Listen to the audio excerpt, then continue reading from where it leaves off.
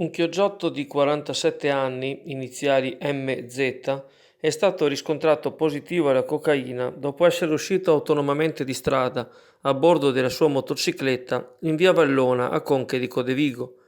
L'uomo è rimasto fondamentalmente illeso e non sono stati coinvolti altri mezzi o persone. Del caso si sono occupati i carabinieri di Codevigo e i sanitari del 118 di Piove di Sacco, che hanno trasportato il 47enne al relativo ospedale per medicare solo alcune contusioni. Le analisi hanno però rilevato nel sangue la presenza dei metaboliti della cocaina, circostanza che gli è costata una denuncia alla caserma dei carabinieri di Codevigo per guida sotto effetto di stupefacenti. Di conseguenza, al chioggiotto è stata ritirata anche la patente.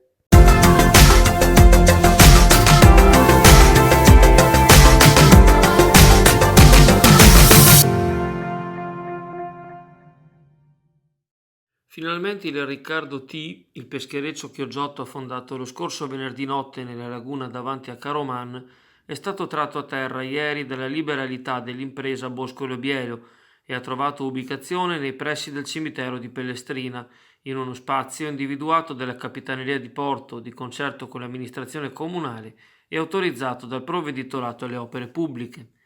Già nelle prime ore della mattinata odierna gli operai si sono messi al lavoro per iniziare la lenta e faticosa sistemazione del mezzo. Lo spostamento del peschereccio dal luogo dove era arenato ha anche consentito di appurare, a quanto si apprende, che il danno subito è stato principalmente sul fondale dello scafo, circostanza che accredita la versione del comandante Elio Nordio del Totina, il quale ha sempre sostenuto di aver incocciato in una delle tante bricole consunte e ormai sommerse che trapuntano la laguna e delle quali anche il network azzurra si è spesso occupato. Un aspetto spiacevole, invece, emerge sempre dalle operazioni di recupero. Durante i 5 giorni in cui il Riccardo T è rimasto in acqua, vandali e malintenzionati gli si sono avvicinati e lo hanno depredato di fanali, cavi e ogni altro oggetto di bordo ancora funzionante che non era venuto a contatto con l'acqua.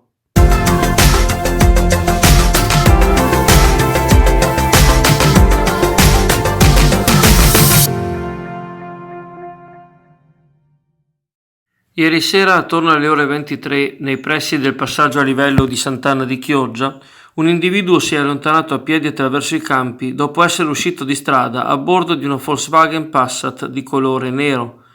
L'uomo è fuggito alla vista della pattuglia dei carabinieri senza che questa gli avesse intimato l'alte. Al momento gli vengono contestate solo eventuali violazioni del codice della strada connesse all'uscita dalla carreggiata. Resta da capire per quale motivo si sia dato alla fuga.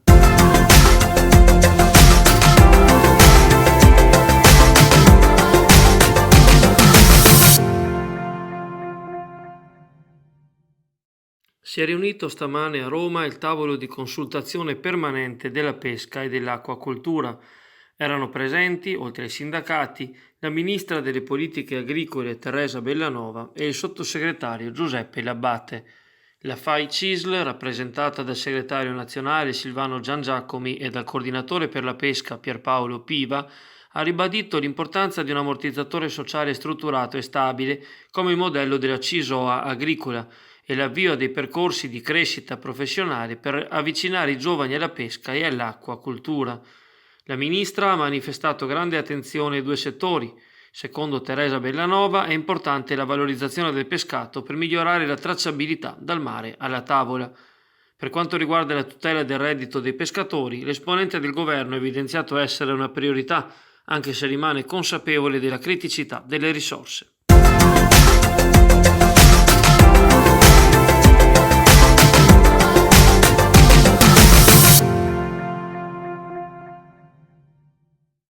Il commendatore e araldista chioggiotto Giorgio Aldrighetti racconta che anticamente sul Canal Vena, nella zona di Vigo, si elevava un ponte di legno distrutto dai genovesi durante la guerra di Chioggia, avvenuta tra il 1378 e il 1381.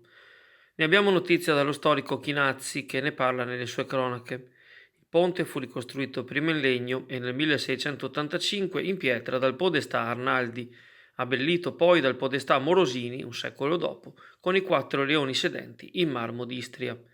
Di particolare significato il parapetto, che nella parte sud raffigura l'Annunciazione, il ricordo della nascita di Venezia, il 25 marzo dell'anno 421, mentre nella parte nord vede rappresentati i due santi patroni di Chioggia, Felice e Fortunato. Ai quattro angoli della scalinata ci sono appunto le sculture dei leoni. Da una parte a ovest c'è il leone che simboleggia Chioggia, ma rivolto verso quello di Venezia per evitare di dargli le spalle. Dall'altra parte i leoni reggono gli scudi del podestà Morosini e quello della famiglia Grassi, che nel XVII secolo fece costruire poco distante uno dei più bei palazzi della città.